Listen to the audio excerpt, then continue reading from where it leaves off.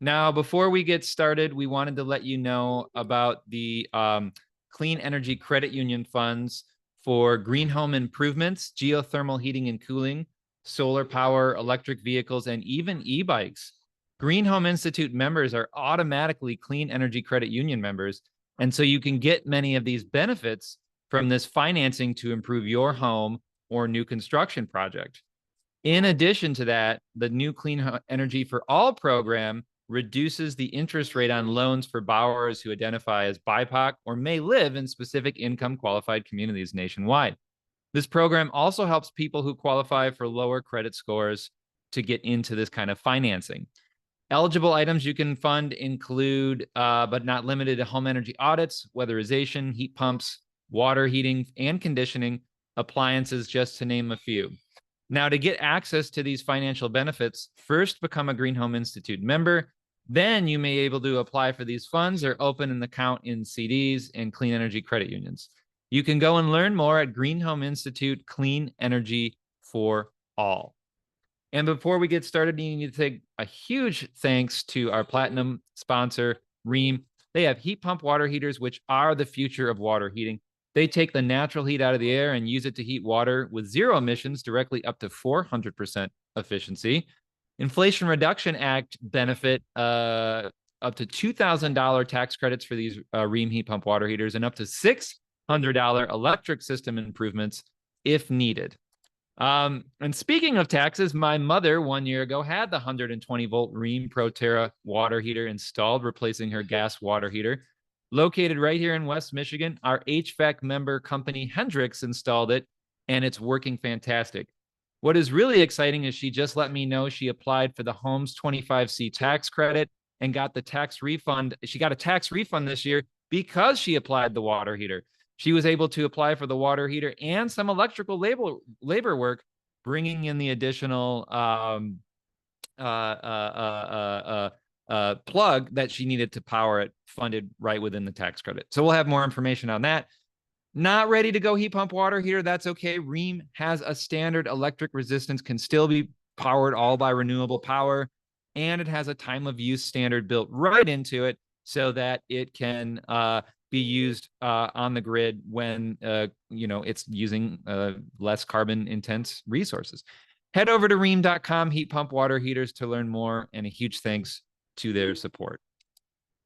All right, well, welcome everyone to 120 volt plug-in heat pump water heaters, insights from the field. Before we get started, as a reminder, my name is Brett Little, and I am the education manager here at the Green Home Institute. Green Home Institute is a nonprofit with a mission to empower people to make healthier and more sustainable choices in the renovation and construction of the places we live. We are a small but mighty team, and I am going to be your moderator here today. As always, our courses are approved for multiple continuing education units, including our Certified Green Home Professional designation under the Health and Energy pillar. AIA Health, Welfare, and Safety may make it applicable to your state-based design or contractor license. And a huge shout out to our new CEU partners, Sarah, for additional architect CEUs. Passive house CEUs are available. Look for the 5-digit code at the end of the session or printed on your certificate. All right, so with that, I am very excited to have our speaker here today, Noah Gabriel with New Buildings Institute. I think this is now maybe the second or third time, Noah, we've had someone from NBI out, and so I'm always excited to have you and your team come on out, speak on the show. We love the work you all are doing. I follow it very closely, and I hope you all will learn a little bit more about them and consider connecting with them after this session. So Noah, welcome, and please go ahead and take it away. Absolutely. Thank you so much, Brett.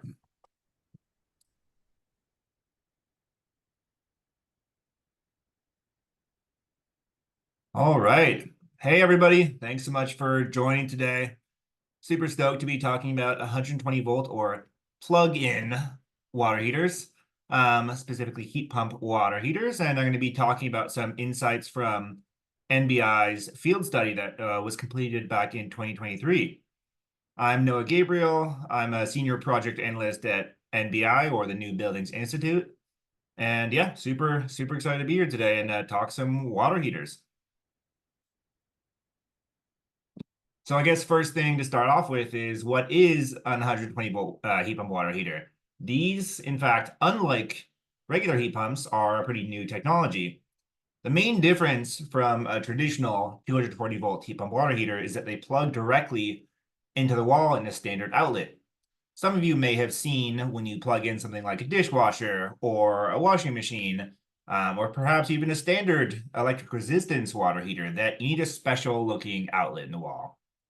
For an 120 volt, all you need is your standard outlet, the same type of thing you're plugging your phone in, your computer, really anything else. Some, I will say, need a dedicated 15 amp circuit, meaning it cannot share with any other appliances.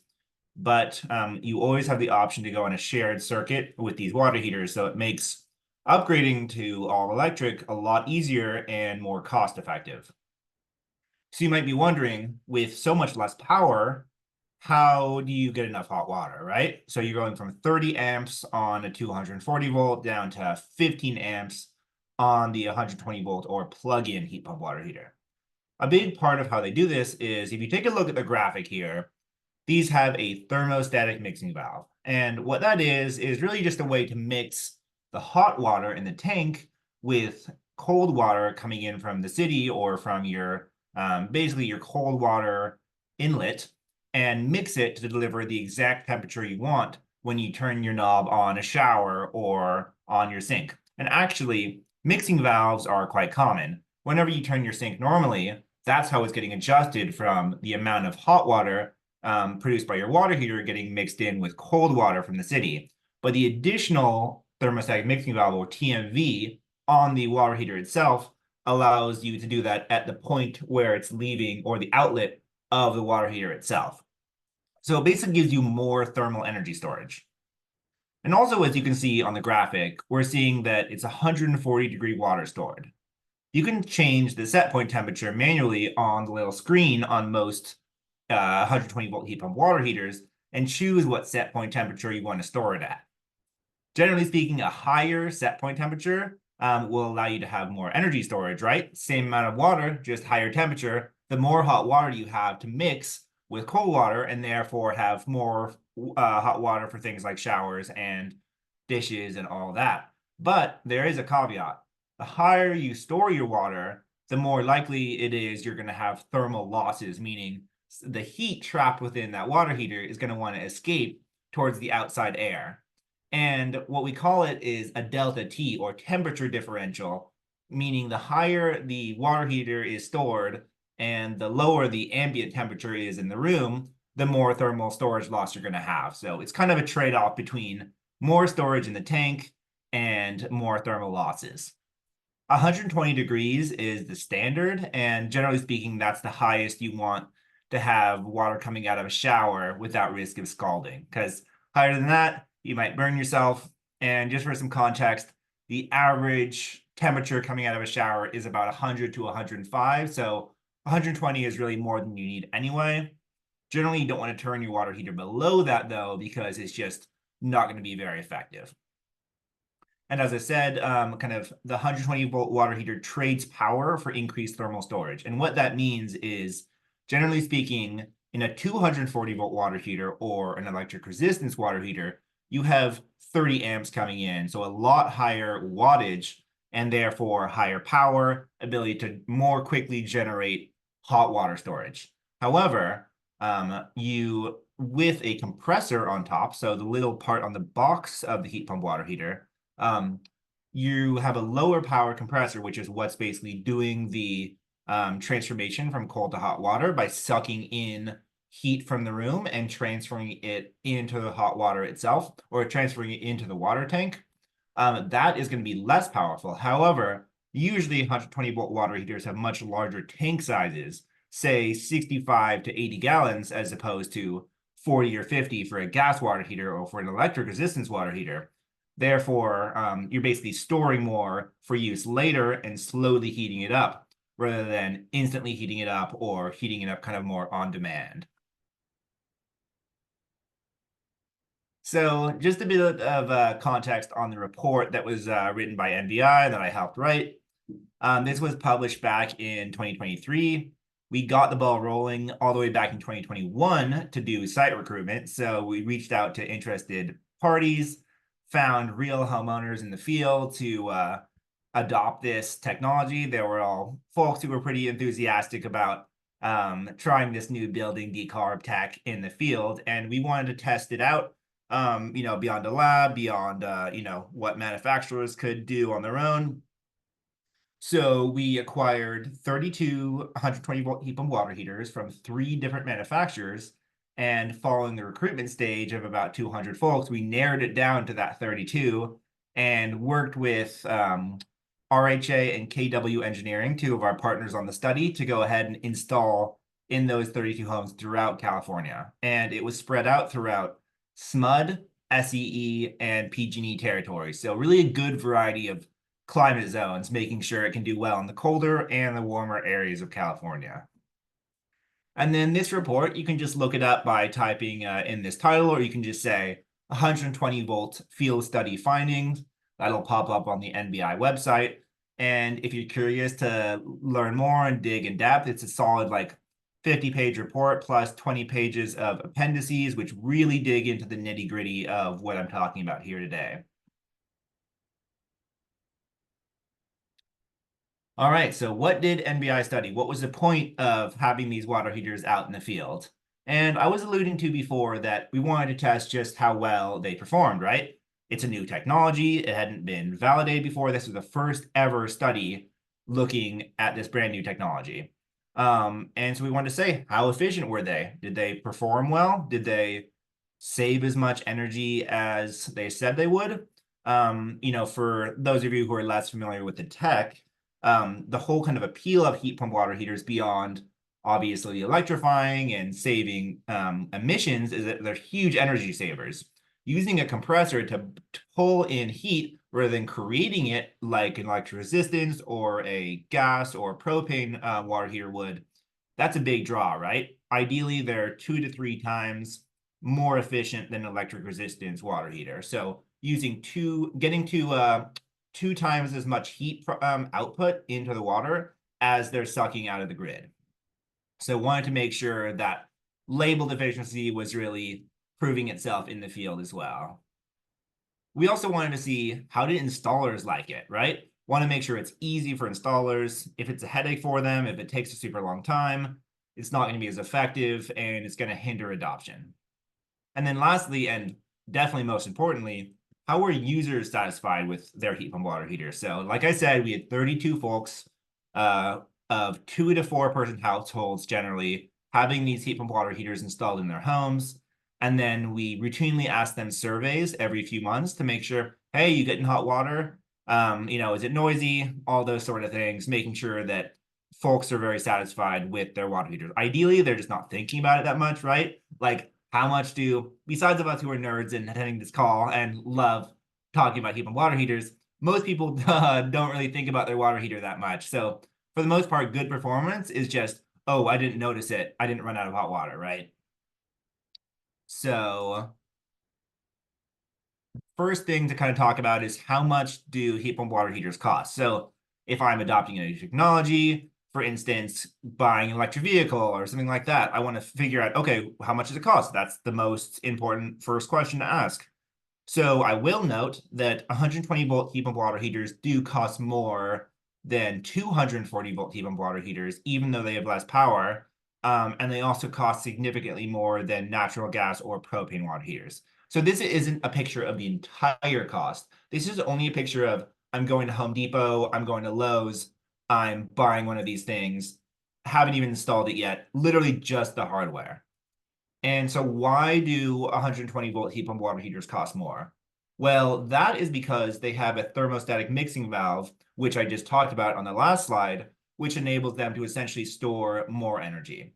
So it's just, I would say, about $300 more on average. This is going to vary by OEM or manufacturer. But generally speaking, yeah, it'll cost a little bit more because of that. It's also a new tech, so presumably it will drop a bit. But basically, costs the same as 240 volts plus that added thermostatic mixing valve cost. And I've already seen actually, so I was refreshing this graph just the other day. And when we were doing this study, it was about 2,300 for a 120 volt water heater. It's already dropped to about $2,000 if you check Home Depot. So we're already seeing that initial price fall. So that is an excellent sign for the market. And we do have new manufacturers such as A.O. Smith entering the market who did not already have a market-ready product when we first conducted this study. So I think that'll really help with the competition as well. And for things like natural gas and propane, it's really just a tank and a means of combustion, right? So it's going to be less for the initial cost, but in the long run, you can save money based on kind of operating or these soft costs for heat pump water heaters. I'm going to talk about that here in just a second. So, like I was saying, there's more than just purchase price. So the installation is also really essential to look at. And this is just a comparison between 120 volt and 240 volt. So this is, not talking about fossil fuels, but as you can see in this little box plot, how to interpret this real quick, because box plots can be a little bit weird. This middle line here for both of the boxes is the median. And then on either side of these boxes, you have the 25th percentile on the low side and the 25th percentile on the higher side. So meaning between this box, you have the 50%, 50% of like average median prices, right? And then you have your most extreme on either side of what are called these whiskers, or the long lines with perpendicular lines drawn across them. So very high, very low, get to see the medium. So you can, with that in mind, it paints a picture of just how much the 120 volt is potentially saving versus 240 volts. You can see the median is really not that far apart, right? 5,800 for buying and installing the 120 volt water heater versus 6,500 for the 240 volts. But you do see that there's this massive bar, right, with all these outlier points all the way up to 40K, which frankly is a little bit ridiculous. I would say, generally speaking, 20K, 15K is really going to be your high point for 240 volts. And on the next slide, I'll talk about why that is. So a little dive into upgrade costs. You can see for 120 volts, it's really just getting the permit and then extending a shared circuit. And then you have your plumber labor hours. And plumber labor is plumber, sometimes electrician on occasion if you're doing a new dedicated circuit. That's going to be most of your labor time there. That's going to be most of your costs is that plumber labor. So having the plumber drive onto the site, spending an average of 4 to 7 hours doing the install. That's really the majority of your cost, and it's probably a few $1,000s. And then for 240 volt, however, is kind of where you start running into these additional upgrade costs if you don't already have the infrastructure for it in your house. So I want to make a good distinction here, though. If you already have an electric resistance water in your house, so you're already electrified, but you want to become more efficient, going to 240 volt is very easy. That means because you already have a 30 amp circuit, so you can already run the 240 volt no problem, just switching them out. But if you have gas or propane, those are generally just plugged into 120 volts, and they're mainly relying on that fossil fuel combustion. So you may not have enough panel capacity. For instance, your house might have 60 or 100 amps, and you have to do a whole service upgrade, which is extremely costly, up to about $15,000. And then even just replacing the panel without an amperage service upgrade can also be several $1,000s just to do that. So that's why you have those extreme outlier costs, because you're having to do this very extensive labor to go from fossil fuel to 240 volt.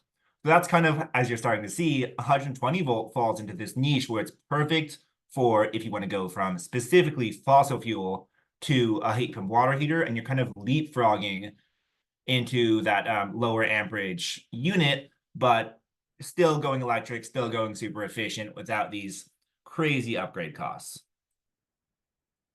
So yeah, again, just to reiterate, if you have electric resistance, there's really no reason to go 120 volts. You always want to go 240. It just has higher capacity, but 120 is really a big money saver from fossil fuels.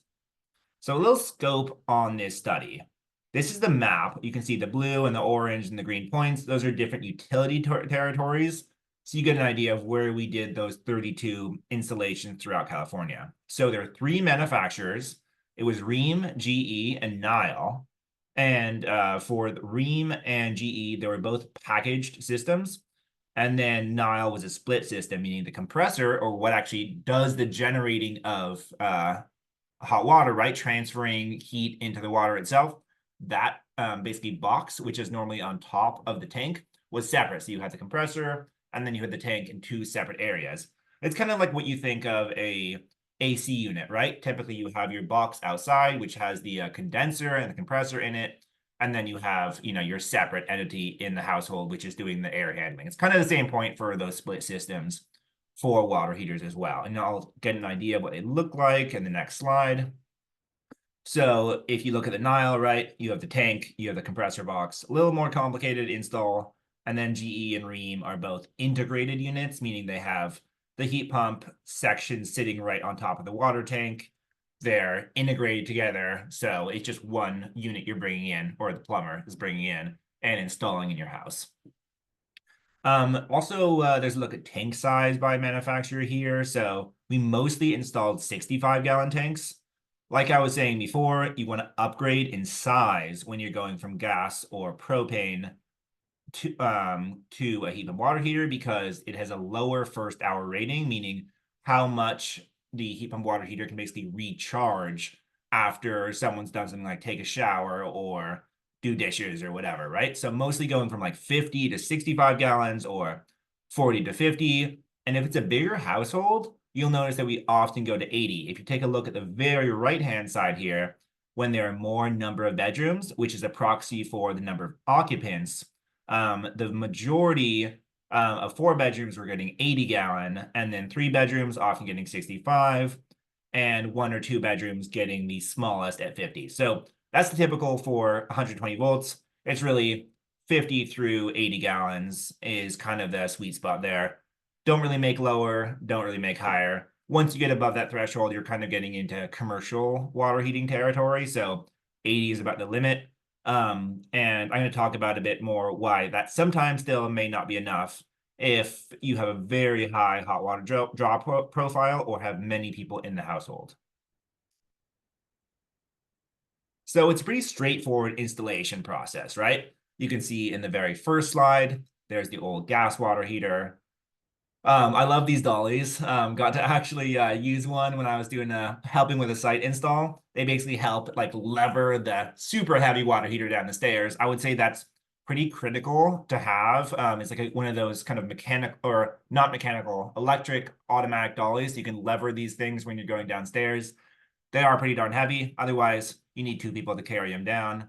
But besides that, yeah, basically just strip out the old gas water heater, redo the piping, and then it just plugs right into the wall. And as you see in slide 4, it's it's in the wall, it's working. Because you're not having to do for the most part electrical infrastructure upgrades. It's a 4 to 7 hour process. It's 1 day of plumbers coming on site. So that's a big cost saver there, and also just good for a headache for consumers as well, right? Because you don't want to go without hot water for an extended period of time. That's something that can often hinder adoption, as 90% of replacements are in an emergency situation, meaning your water heater has gone kaput. You need something new, and you don't want to wait around for days for plumbers to come and have multiple visits to do the install. So having this single day install is really critical. And just one last thing, like I said before, right? If it is a dedicated circuit, meaning you have the water heater is the only thing on a certain circuit, and you're having a new 15 amp circuit for it, that may need some electrical work. But when it's a shared circuit, which you have the option for most of these 120 volt models, then generally speaking, you don't need an electrician, and the plumber can just do everything for you. And overall, just a very high level look. Participants were very happy with heat pump water heater performance. So this is results from either the 6-month study the 6-month survey or the year survey, whichever we had that was more recent from participants. And blue, generally speaking, is good. Red is not so good. So it goes from very satisfied all the way to dissatisfied. And as you can see, for hot water satisfaction, it's very high. Hot water satisfaction basically means, okay, we didn't have runouts. We had hot enough water for showers, for dishwashing, for all that. There were a little bit of concern over vibration and heat pump water heater noise. For reference, heat pump water heaters are generally about 55 decibels at a few feet away. That's about 10 decibels higher than a fridge. So it's not loud, but it's noticeable if you're in the room there. So some people were a little bothered by that, but it was definitely the minority. And then ambient temperature near the installation. So because heat pump water heaters are sucking in hot air from the room, they're therefore expelling cold air out. So they're kind of both dehumidifying and cooling the immediate area. Sometimes it can be a huge benefit, right? If it's a hot, semi-conditioned room, like a garage, for instance, having it be a few degrees colder is awesome. However, if you actually feel like right next to a water heater and a couple feet away, if it's in a small space, it can make it a bit cooler. So that is an important consideration for some climate zones. I've been in a little closet that was just had a louver door on it, so it was a pretty small space. And when I was in there, I was like, wow, this is colder. Down the hallway, it didn't really make any significant difference, but it's kind of something to be aware of depending on where you plan to put your water heater in your house. We also survey installers, and for the most part, they thought it was pretty easy electrical work. There were some considerations about the split system being harder to install.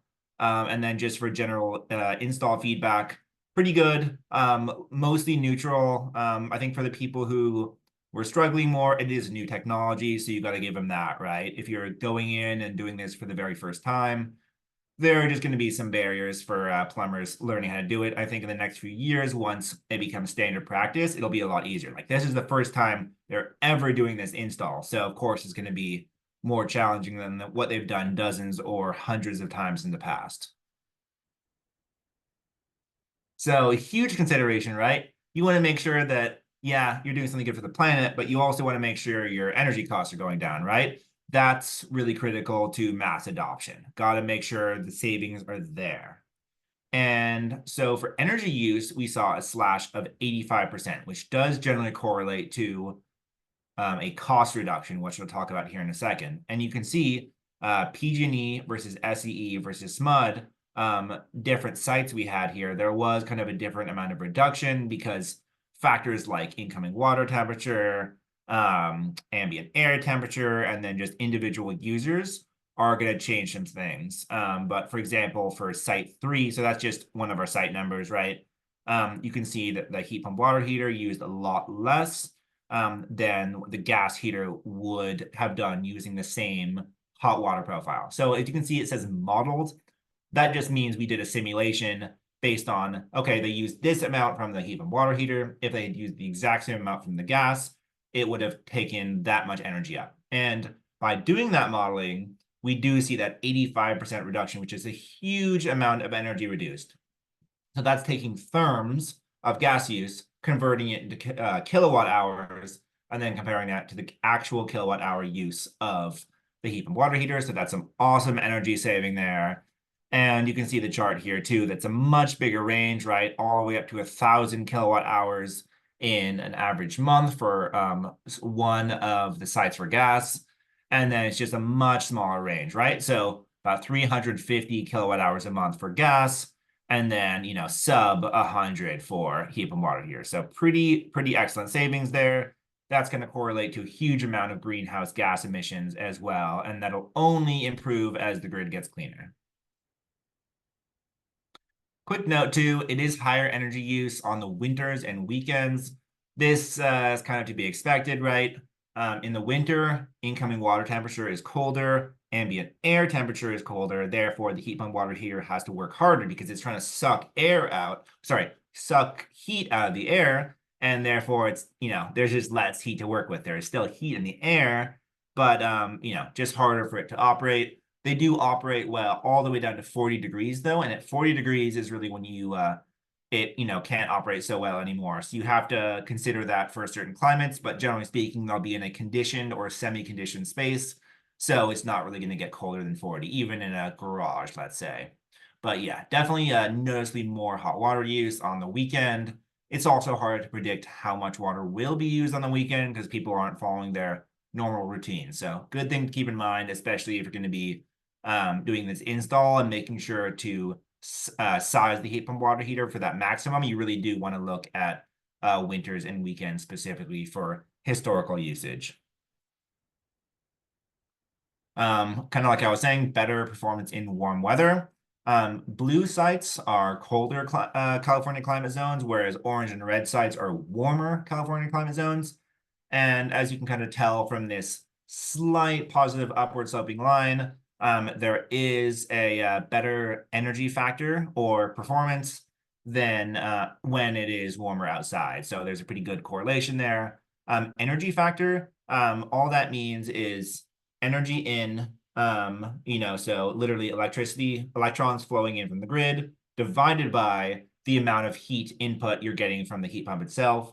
And you're also factoring in thermal storage losses. So if the tank is just losing energy when it's sitting there, that also counts for energy factor. So something like 3 for your energy factor right over here would mean you have 3 units of heat put into the tank for every 1 unit of electricity used.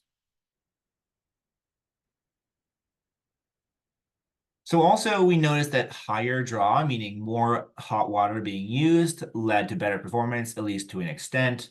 You can see it's kind of a, logarithmic curve here. It's not really a straight line, but if it's really low draw, you're going to have slightly worse performance. Like if you're only using 10 gallons a day, it won't be quite as efficient as, say, if you're using 60 gallons a day. And that's just kind of a matter of the water heater turning off and on a bunch. They're kind of designed to run more smoothly and for longer periods of time, as opposed to, going on and off is going to decrease their performance. So that's kind of why you're seeing that trend.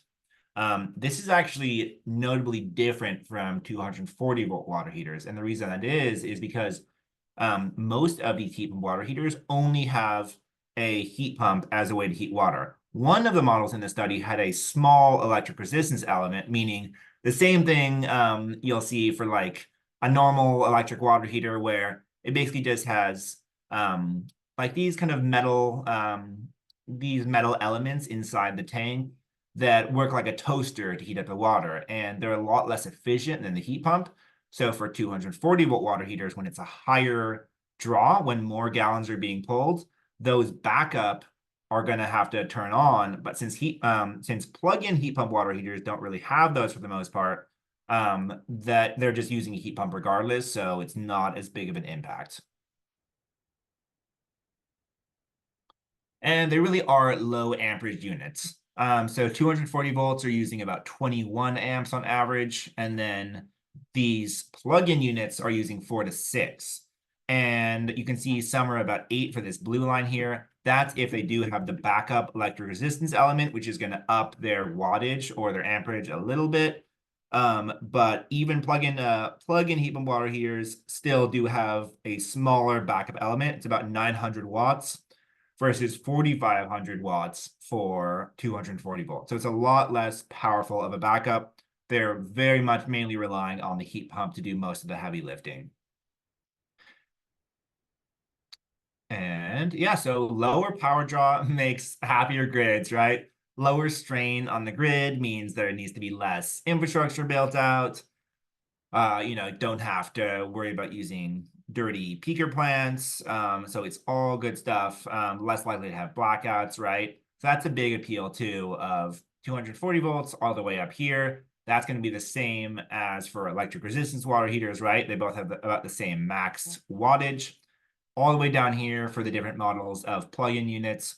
The trade-off, they're not heating as much water as quickly, but they are making it a lot easier on the grid, and they're not causing as many demand spikes.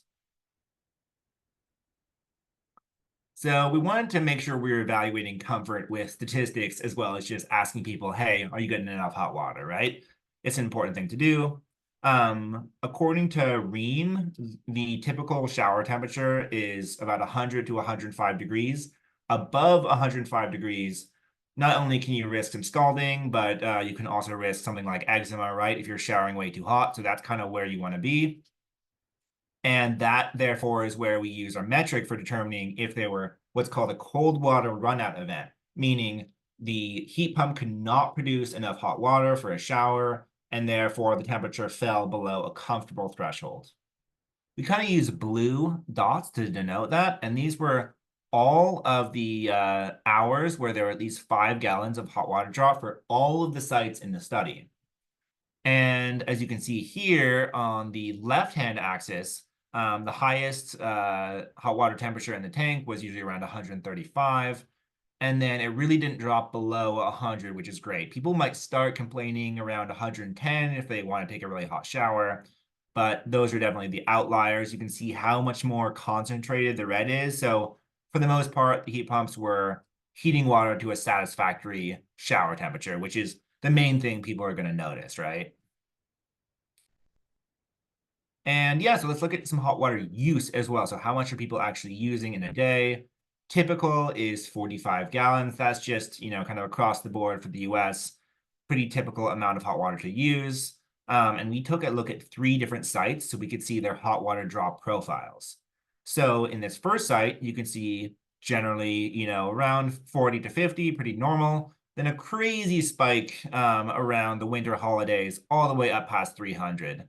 And you see similar spikes in this second, in this green graph here, right, for December as well. Very common thing around the holidays, more guests coming in, more showers being taken. It really spikes up. And that is going to be a potential risk for these lower amperage heat pump water heaters, right? Because they just can't catch up in time for, 300 gallons in a day. So all these normal periods, they're going to be just fine. But it is important if you know you're going to be having a ton of guests to maybe think about, electric resistance or upgrading all the way to a 240 volt heat pump water heater, or really just simply changing behavior and making sure you're not doing all your showers all at once. Because something like this 300-gallon use is going to put a lot of strain on a plug-in 120 volt heat pump water heater. And so to make sure you don't have those run out events, it's super important to correctly size your heat pump water heater. And like I was talking about kind of towards the beginning of the presentation, it's always good to size up by 1 or 2 sizes. And what I mean by that is going from 40 gallons for a gas water heater to 50 or 65 for a plug-in water heater, or 50 to 80, for instance, right?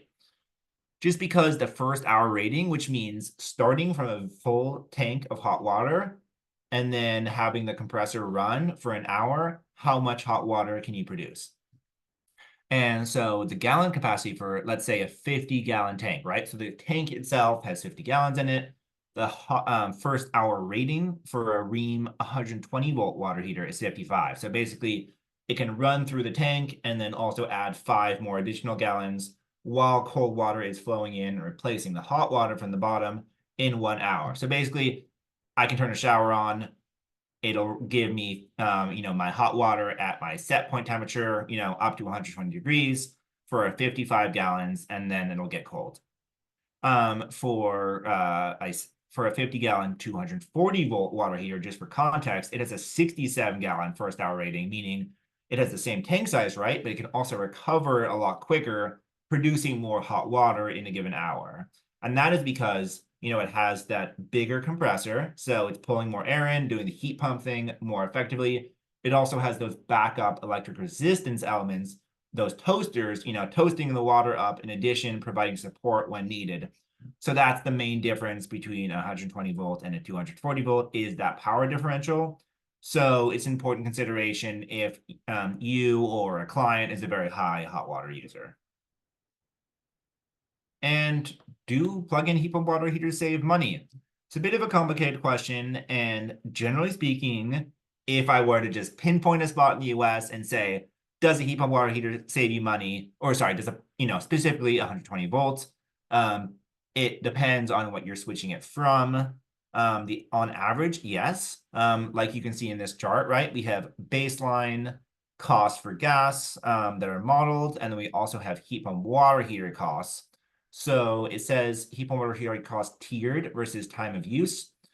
So tiered is your typical electrical structure where you get charged X dollars per kilowatt hour until you use a certain amount, say 400 kilowatt hours in a month, then it starts going up from that point.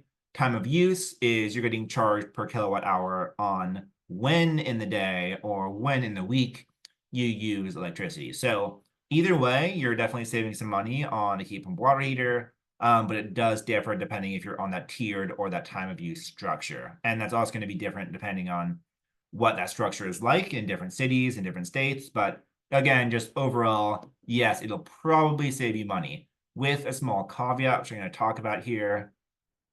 In our 3 different utility territories, we saw very good savings for PG&E and for SMUD because their electricity prices were lower relative to their gas. But in Southern California Edison territory, there were less savings because gas was so much cheaper, right? So if someone switches from gas to electric in a place where gas is super cheap, they might not experience savings, even though that actual energy reduction is so big, like we were talking about 85% earlier. It's just a matter of making sure it's an area where it is indeed cheaper electricity relative to gas if savings is the primary goal. But generally speaking, yeah, just from electric resistance water heater, heat pump water heaters are saving like 85% on cost. It's crazy. But for gas, again, just depends on your territory. Overall, really good savings, like you can see for PG&E and SMUD. And even for SEE, it costs about $9 more a month on average to use a heat pump water heater. So it's very, very minimal. So if if your priority is decarbonization, I think $9 a month can definitely be worth it, especially if there's an incentive. You have to take that into account as well. But most places, it will be a money saver. And then we also did some modeling for propane baseline customers because actually a lot of people in California use propane water heaters, and it's especially common for things like mobile homes. There's a lot of propane use for water heating.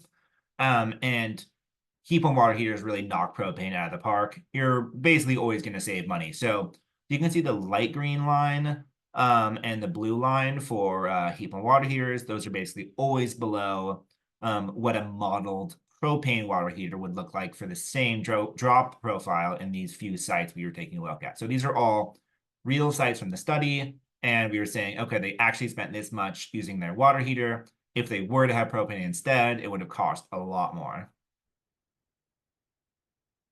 And then here we're modeling for gas instead. Natural gas. And generally speaking, it's kind of the same trend. Gas is more expensive, but like you see for this low hot water demand site up at the top, it is a lot closer than it was for propane, right? And again, this just depending on the site. For high hot water demand, however, we see that gas is significantly more. So yeah, heat pump water heaters is just more cost effective in those situations. So it's important to kind of take into consideration how much water is being used. That's going to be a factor. And then is electricity cheaper relative to gas in a given service territory? And one of the last things I want to talk about here is set point based load shifting. So the point of this study wasn't so much about controlling when hot water was used. It was more just about how effective are these new 120 volt appliances? How happy are people with them, right? But we did tack on a little bit of an extra thing where 3 study participants, 2 were shown here, tried to control when exactly they were using their hot water. And this is pretty key because, as you might know, in California, there's a phenomenon called the duck curve, where there's a ton of solar produced during the middle of the day. And it's not all able to be soaked up by appliances. And then the highest demand is usually when the sun's gone down around 5 o'clock or so, and people are coming home from work, people are, coming home from school, all that sort of thing. So demand is very high, but renewable energy is not widely available anymore. And therefore, energy costs usually go up. And also the greenhouse gas emissions from producing that energy at that time is also going up.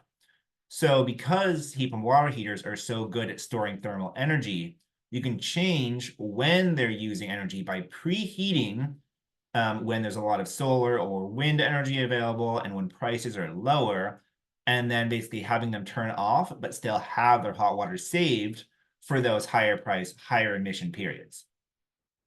In this chart, there are two customers who kind of voluntarily try to do their own load shifting, meaning they preheat the tank up above 120 degrees before this pink period, or, kind of the main high price point in California, when I was saying, there are those high emissions, higher price. So basically store even more energy in the tank by going above 120. So then the compressor, the part making the hot water can essentially turn off or do a lot less work during that pink, highlighted area and avoid energy use, cut costs, and reduce emissions, and then kind of turn back on once that high demand period has ended.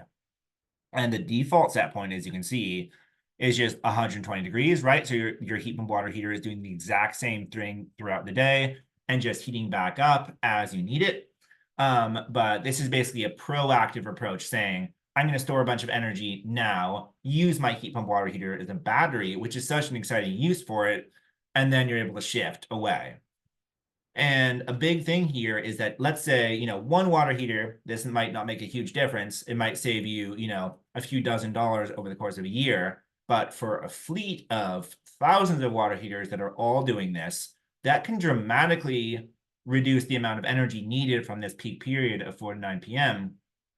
and really make a huge difference in helping utilities and reducing the need for dirty peaker plants that are only turning on for that one time of day just to meet demand. So you're able to shift the load to before or after. These can act just like a lithium ion battery, but for much shorter duration storage. And so time of use rates, like I was talking to you, are what enable this load shifting. You can see for PG&E and SCE and SMUD, they have different prices for different times of day. So in the peak period, right, like 5 to 8 or 4 to 9, like I was talking to, it's going to be dramatically more expensive, sometimes as much as double or triple or quadruple the price of an off-peak hour where demand is not as high. And in California, in recent years, there's actually been an auto enrollment of new customers and existing customers into time of use rates. So the adoption is quite high. Many people just don't think about it, don't change when they're using, because it's pretty inconvenient, right? It's also might not save you a dramatic amount of money, but if this kind of stuff is automated, say, your water heater just knows when to load up and when to stop using energy, it can really dramatically help. And having these time of use rates in place is the mechanism which incentivizes people to do that kind of thing, or incentivizes utilities to enroll many people in it and create kind of mass savings there. So the first phase of this study concluded back in July 2023, as I said. But what's cool is we're actually doing a next round of study, which is specifically focused on load shifting. So we recruited 12 sites from the original 32.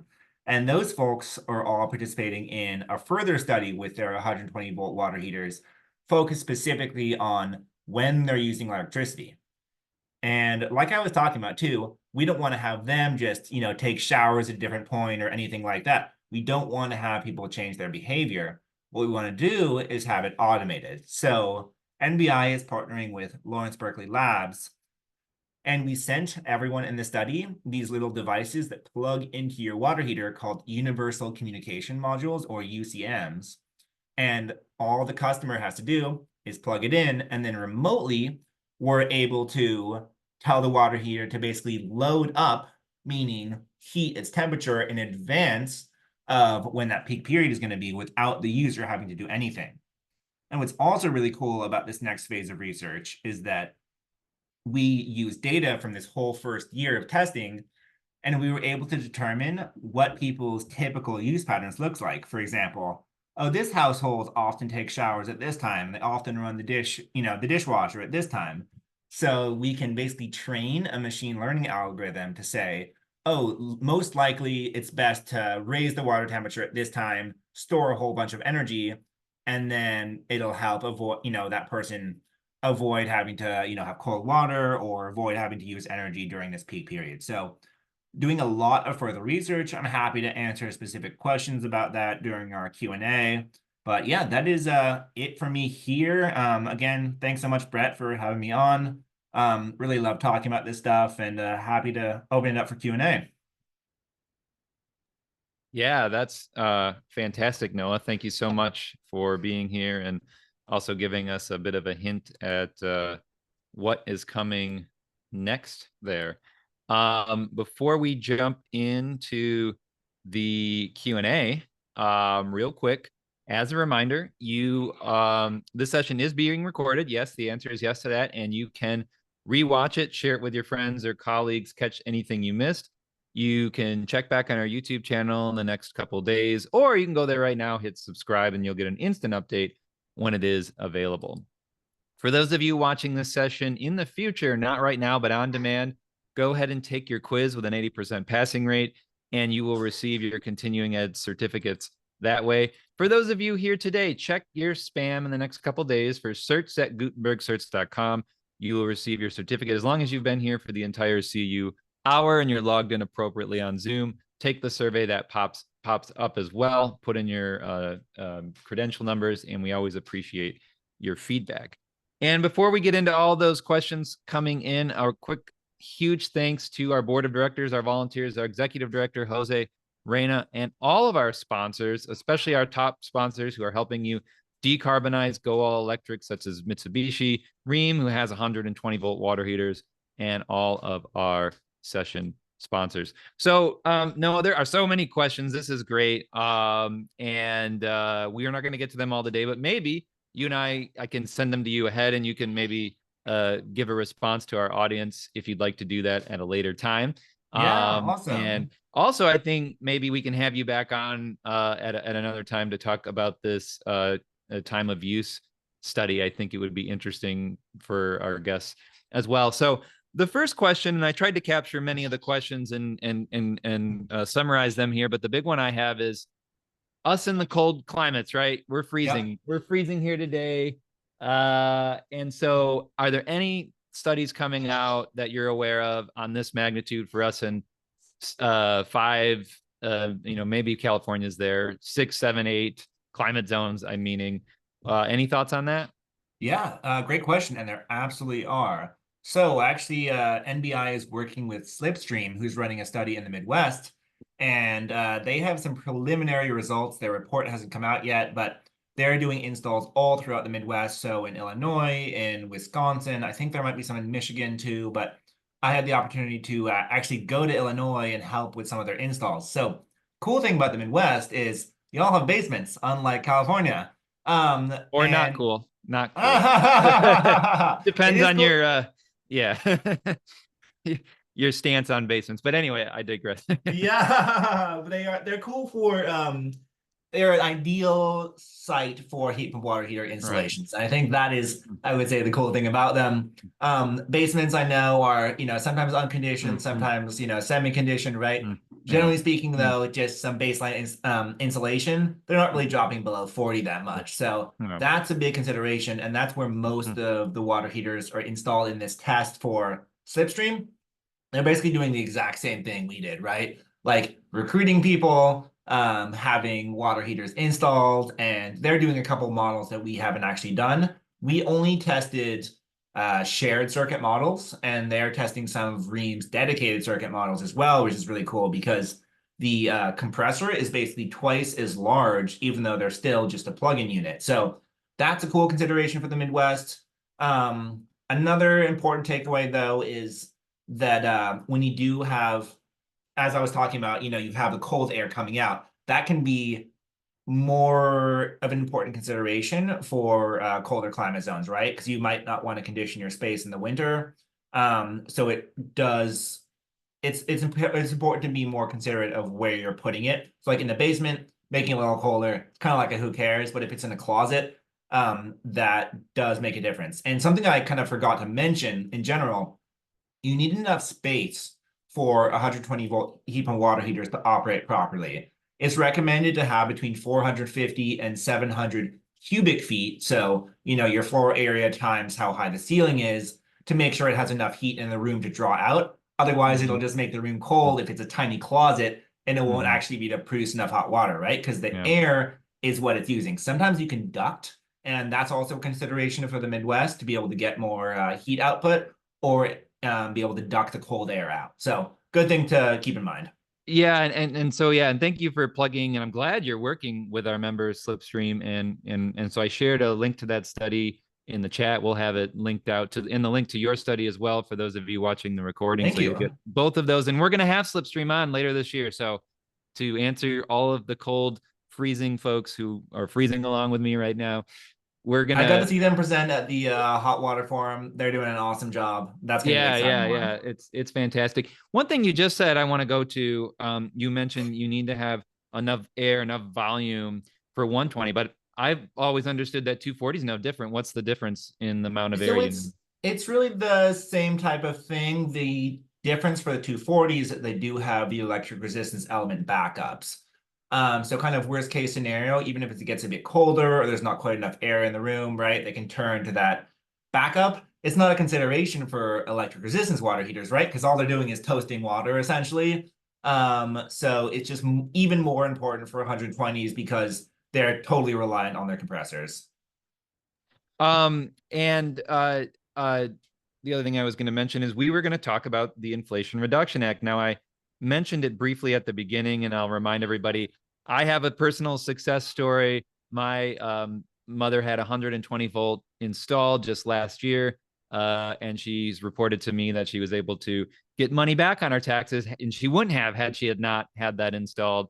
And that covered some of the cost of both the water heater and the electrical labor work needed because the actual she had a really old water heater that had no power requirements, so there was no plug there. So just can you briefly talk to us about some of the benefits of these and how they'll be associated? Will IRA cover 120, or are they only covering 240 in that Homes 25C tax credit? I do want to say it's just a electric water heater in general. I'm not an expert on policy stuff, I will say, but I do believe they can be applicable. Don't quote me on that. I do think it's something there, and I for sure know they cover electric panel upgrades. So if you're doing something like upgrading your service for an EV, that'll be really helpful for heat pump water heaters as well, because it's the same thing, right? If you don't have enough power for an EV, you may not have enough power for a 240-volt heat and water heater. If you're doing both at once, right, that's a great way to kind of bundle cost savings. Yeah, and so yeah, always consult your tax advisor before you make any decisions. Don't take our word that you're going to get a tax credit for any of these things, but they are listed in the Homes 25C for up to $2,000 for heat pump water heaters, and the rebates are starting to come out.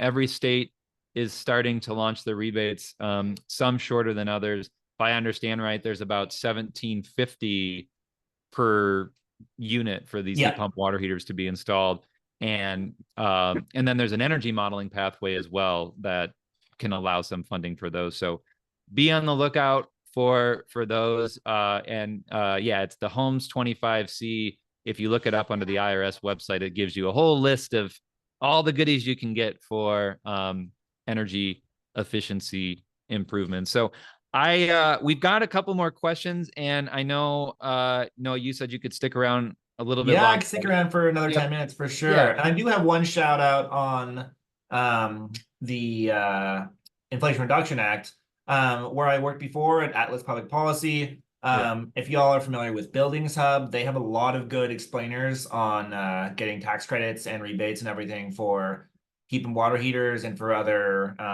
just general rebates. They're definite policy experts. So reaching out to them is a great idea as well.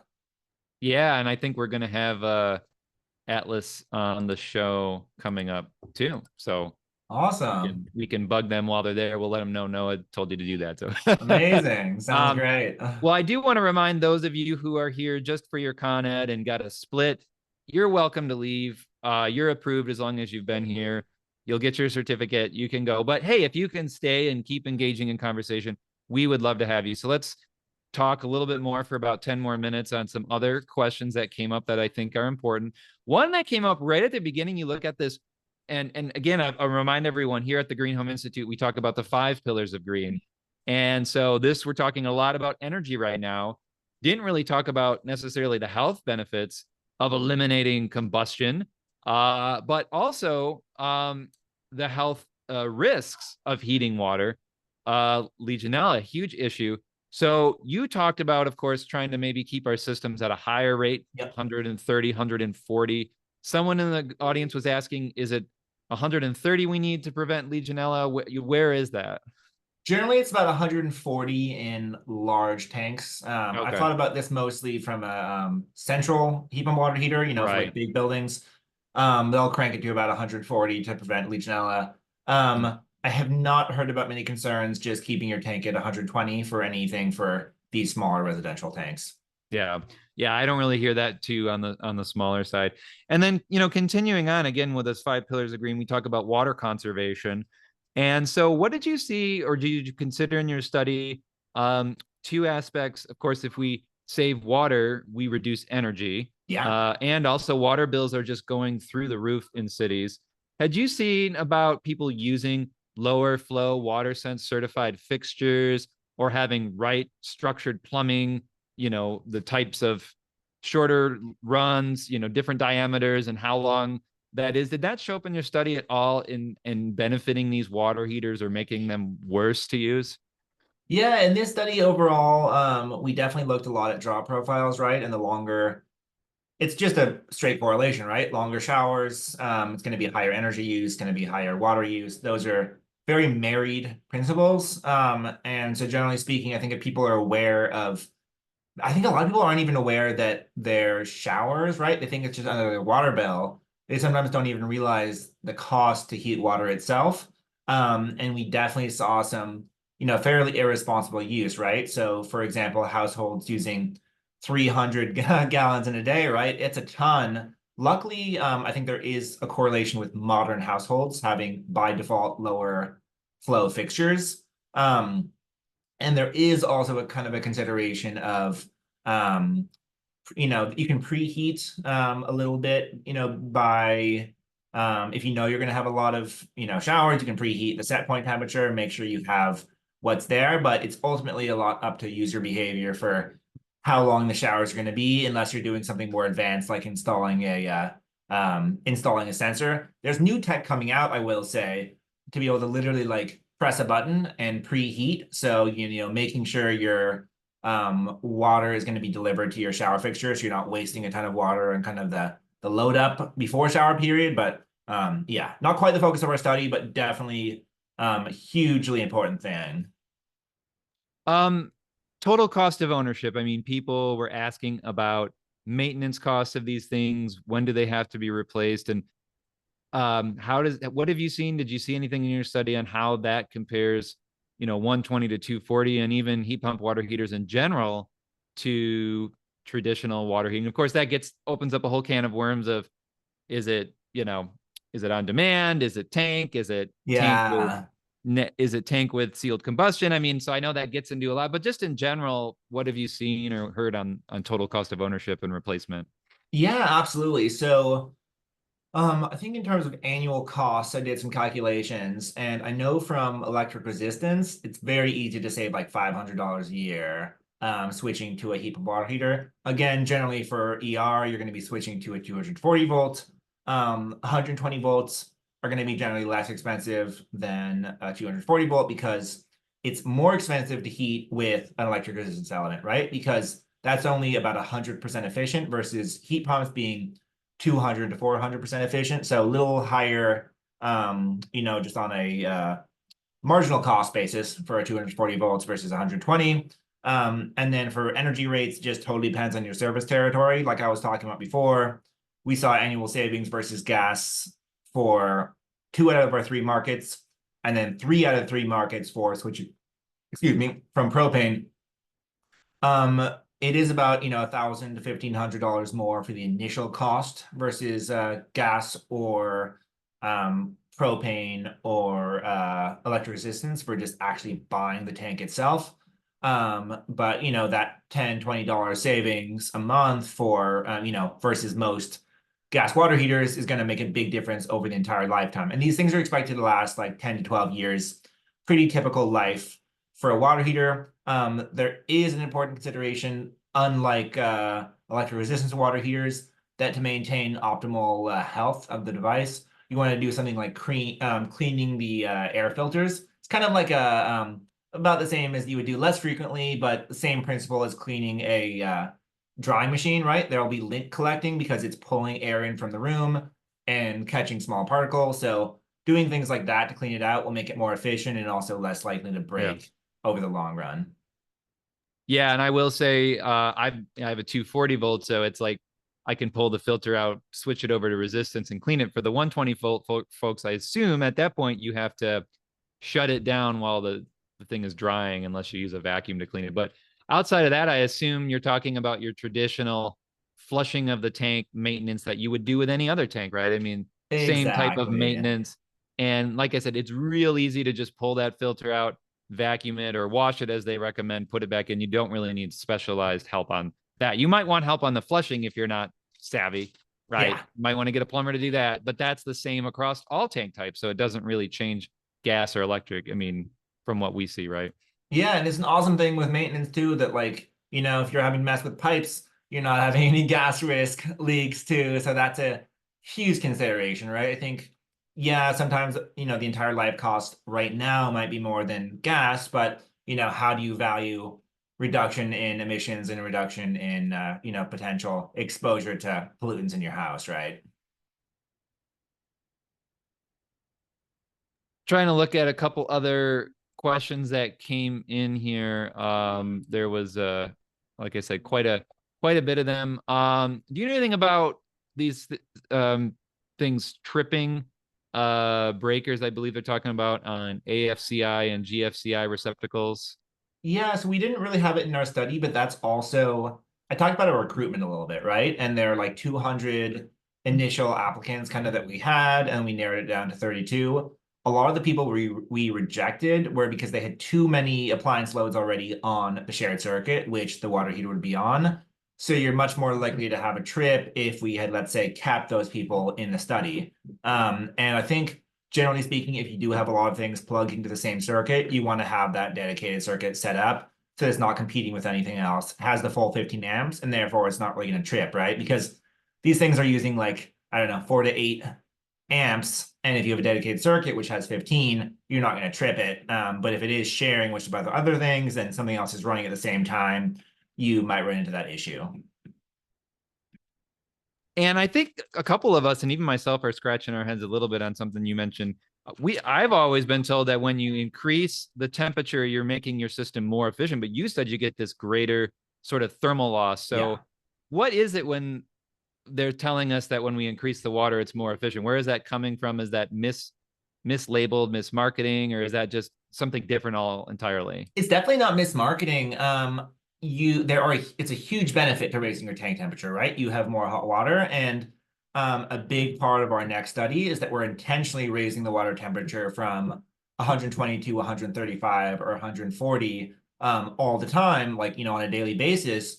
But it's kind of important to do that in a systematic manner where if you know you're going to have a big water use, right, or you're trying to avoid using your hot water during the most expensive, highest emission times of the day, then that's excellent. So basically, it provides more hot water, but it lowers the efficiency because the higher the delta T is, right, the temperature differential between tank and room, the more thermal loss you're going to have. So that's kind of the reason we don't have among other things, basically it's less efficient for the heat pump water heater to go above a certain threshold because it just more and more work the higher the temperature is. That's why we don't have like 160 or 180 degree storage in these things. But you want to have at least 120 because that's sometimes what temperature you need baseline for things. But so you kind of that combination of it's less efficient the higher temperature you raise to, and it's also going to be more thermal losses the higher temperature you raise to. But you're having that trade-off by saying, now I have way more hot water. And I think it's for like, every 5 degrees you raise it or something, you have like essentially 10 extra gallons of storage. So it's really a trade-off. Your energy factor or your coefficient of performance is going to drop, but it's like having a bigger water heater all the time. So that Yeah. kind of um, systematic shifting up and then back to the baseline is, I think, where you're going to have the most effective results. Mm-hmm. Do you have a second for one quick question still? Absolutely, yeah. Okay. Humidity. Maybe I missed it. Maybe it wasn't in your study, but of course, the thought is, you know, especially where we're at, we're anywhere really. I mean, we're gonna dry out in the winter, right? It's gonna cause all sorts of problems, and in the summer, we're gonna get the benefit of all this super load reduction in our humidity, and we'll never need a Yeah, dehumidifier again. exactly. So speak to us about, is this just really overblown, or what are you seeing, or what are you studying on humidity? Yeah, for the most part. So we didn't, that's actually something we talked about at the conclusion of the study that would be a cool thing to look at do additionally. I know Slipstream actually is looking into dehumidification more so, especially because it's more relevant in the Midwest. I think it can replace like a small dehumidifier, during seasons where you want that. But I think it's not a huge percentage from some previous literature. So it's not like doing anything that drastic. I think the biggest change is really that temperature drop in like the few feet around the water heater itself. What are you looking at with refrigerants? We know we need to move quickly away from our even standard R410A. We need to Yeah. reduce the global warming potential of refrigerants. What are you seeing out there in these manufacturers doing that? And is that impacting the performance? Yeah, so I'll say there that the commercial market is kind of more ahead than the residential market on changing refrigerants. There's a lot of quote unquote natural refrigerants being adopted in the kind of commercial multifamily sector, such as CO2. It's sometimes funny to say, oh, CO2 is quote unquote good because we think of CO2 as being bad, right? But a lot of refrigerants out there are many thousands times more potent than CO2, which is being used to, do this whole refrigeration cycle in heat pump water heaters. And so the commercial market's kind of leading the way there, transitioning to CO2. I think the big next thing is propane as a refrigerant, but right now it's not legal in high enough quantities to use in HVAC. It's only really legal for like, barbecuing and having normal tanks, but those tanks are way bigger than the amount of refrigerant that heat and water heaters use. So the hopeful shift that Europe and Asia are already doing is shifting more of these as towards. So it's not propane for the fuel source. I want to make that very clear. It's propane as the refrigerant. It's still a heat pump, all electric, but instead of using something like R410A, which has, multiple hundred global warming potential times that of CO2, shifting towards something like propane, which in a short term, like 20-year span, has about a 4 times CO2 global warming potential, but over 100 years, it's like 0.02. So it's pretty negligible in the 4 or 5 pound capacity that you'd be using it in a heat pump water heater. So yeah, that's where the market's going. Well, Noah, I really appreciate you and New Building Institute for having you out. We're at our time today, but can you remind everyone where they can go to learn more information, check out the study, learn about your new studies, or reach out to you all for more Yeah, details? absolutely. So if you just look up New Buildings Institute 120-volt field study, that'll be the most relevant info there. If you have questions, also feel free to email me at noah@newbuildings.org. That's noah@newbuildings.org. So happy to answer additional questions. We are working on this phase 2 study right now, so we'll have results out actually very shortly. We're doing our testing right now. I'll have a secondary report on that coming out in July. I don't think it'll be all publicly available, but there will be some, and I'll be doing further presentations on that as well. So yeah, thanks so much for having me, Brett, and thanks to y'all for listening. Yeah. All right. Well, Noah, Gabrielle, New Buildings Institute, always great to have folks from your team out here. Thank you so much. Thank you all for joining us, and we'll catch you on the next show next time. So take care, everyone. Goodbye. Sounds excellent. Cheers.